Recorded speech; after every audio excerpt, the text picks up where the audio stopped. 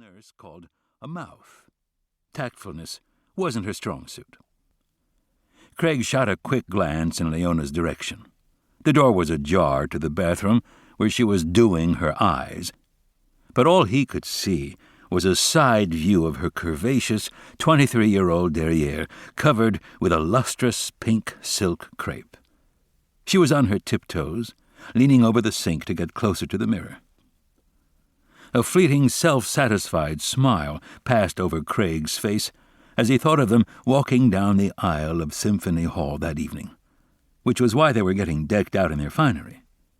Compensating for being a mouth, Leona was a looker, especially in the low-cut dress that they had recently bought at Neiman Marcus. He was sure she was going to turn some heads and that he'd be dodging some envious looks from fellow 45-year-old men. Craig realized such feelings were rather juvenile, to say the least, but he'd not felt them since that first time he'd worn a tuxedo, and he was going to enjoy it. Craig's smile faltered when the question occurred to him whether any of his and his wife's friends might be there in the audience. His goal certainly wasn't to humiliate anyone or hurt anyone's feelings. Yet he doubted he'd see any acquaintances, because he and his wife had never gone to the symphony, nor had any of their few friends, who were mostly overworked physicians like himself. Taking advantage of the city's cultural life hadn't been part of their particular suburban lifestyle, thanks to the hours a typical practice of medicine demanded. Craig had been separated from Alexis now for 6 months, so it wasn't unreasonable to have a companion. He didn't think it was an age issue. As long as he was with an adult woman of a reasonable post-college age, it shouldn't matter. After all, being seen out and about with a date was going to happen sooner or later, as active as he'd become. In addition to regular attendance at the symphony, he'd become a regular at a new gym, as well as at the theater, the ballet, and a number of other activities and social gatherings that normal educated people participated in a world-class city. Since Alexis had consistently refused to go along with his new persona right from its inception, he now felt he was justified to accompany whomever he wanted. He wasn't going to be held back from becoming the person he aspired to be. He'd even joined the Museum of Fine Arts and was looking forward to exhibition openings despite never having ever been to one.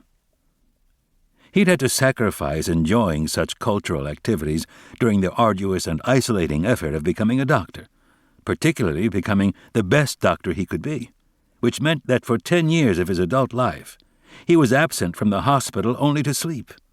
And then, once he'd finished his specialty training in internal medicine and hung out his proverbial shingle, he'd had even less time for personal pursuits of any kind, including, unfortunately, much family life.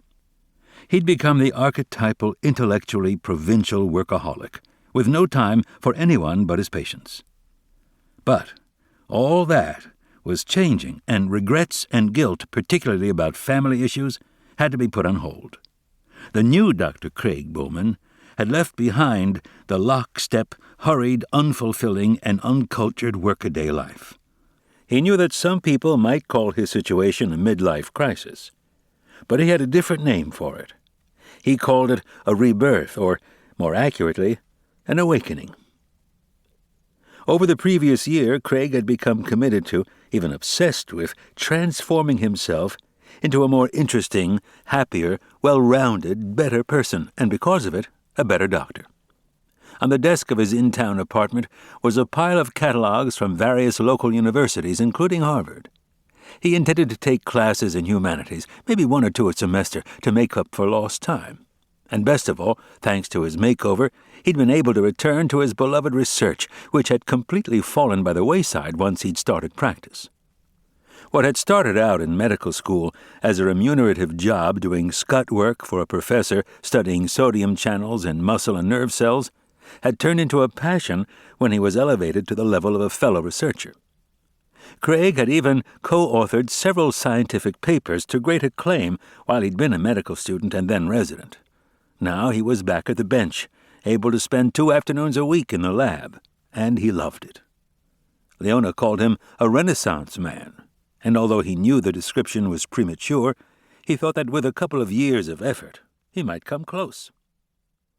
The origin of Craig's metamorphosis had been rather sudden.